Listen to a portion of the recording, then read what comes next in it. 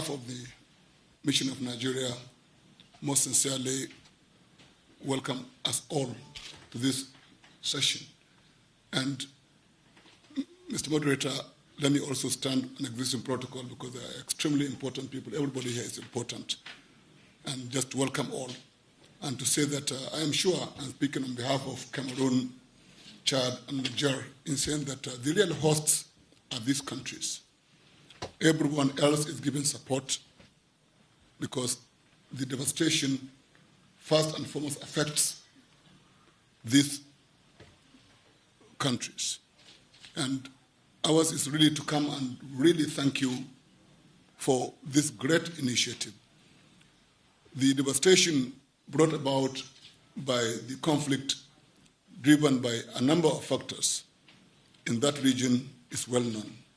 And described as a complex humanitarian situation, there is no question that the only way possible for success is collaboration.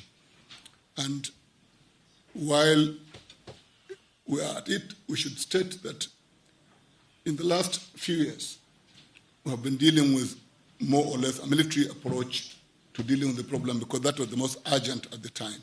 We are glad to say, because of the efforts of all of the 4 countries and the support of the international community and also initiatives such as this, and there are many from every village in the region, there are efforts, some known, some unknown.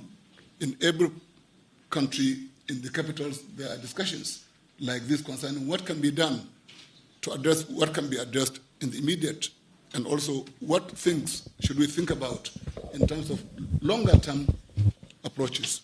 We've had meetings in Abuja, we've had several meetings in Maiduguri, meetings in Oslo, meetings in Berlin, and all is really geared toward the same approach.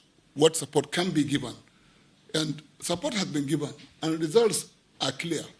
We are more and more talking about stabilization, and we have a bit of space now through efforts from the Joint Task Force to several others to talk in terms now, we have space to begin to talk in terms of more longer-term approaches to solving the problem. NGOs have given a lot of support, both at the local levels and also here. So, in short, for us, this conversation, which in our view adds to ongoing efforts, in terms of looking at how to leverage both long-term and emerging social relationships and also technologies to help address the problems we are facing as a region. Financial elements have been discussed in Berlin, as they have been in Oslo. Governments are devoting huge resources in their budgets to address this. And like was said by the previous speaker, the permanent observer of the AU, the issue is to simply get to the issue of stabilization and development and get out of any notion that any country in the region is talking about dependence on anyone. This is a region itself very well known historically for its cultural connections. You do not really know the difference between Niger or Nigeria or Chad or Cameroon. And that's why it is vitally important that we are able to speak together. At the UN level, the 4 permanent representatives of these 4 countries already have a forum to try to pull together their thinking as how best to begin to engage the UN and other partners. And it is in this context that I see that this is an ongoing, extremely important role, and largely it is to thank the partners and the initiatives by NGOs who have, in our real hour of need, shown that we are not alone.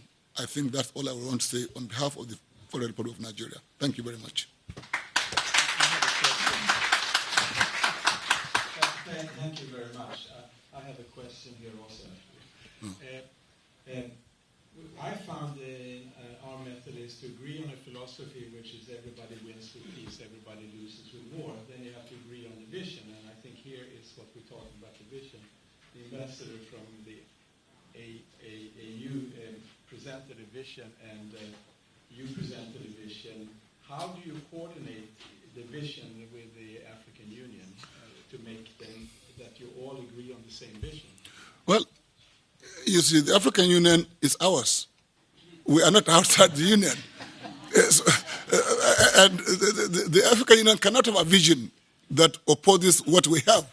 It is really a vision from us that the AU will say, okay, this is the way we can support it. There is no contradiction over this. In fact, these issues of regional issues, the continent sees itself really as one. It's just administrative convenience. So the Lake Chad region, like I said, is really one cultural zone.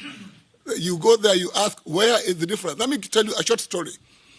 When I was in Morocco as head of Kafrad, the Minister of Public Service, Public Function of Cameroon invited me, one in Nzegle, I think it was his name, to Cameroon. And at the end of the program, he was giving us a cultural show. And there was an Italian who was working in my office then, who joined me. So there were two performances. The very first troupe spoke Hausa.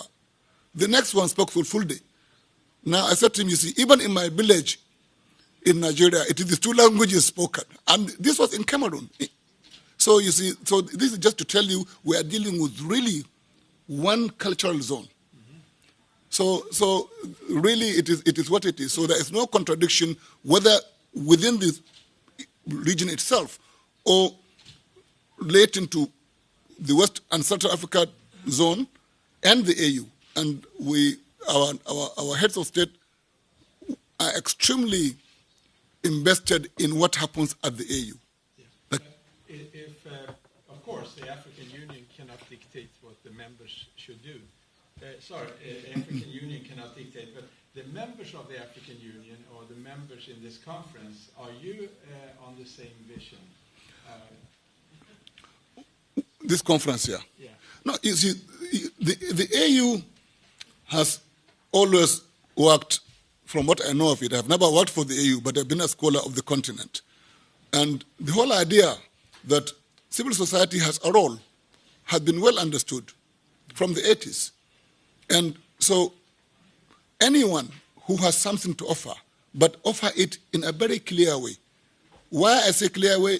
Because the issue is simply, if you want to support, we need to know who you are, who is funding you, what do you want to bring to the table, with whom are you partnering?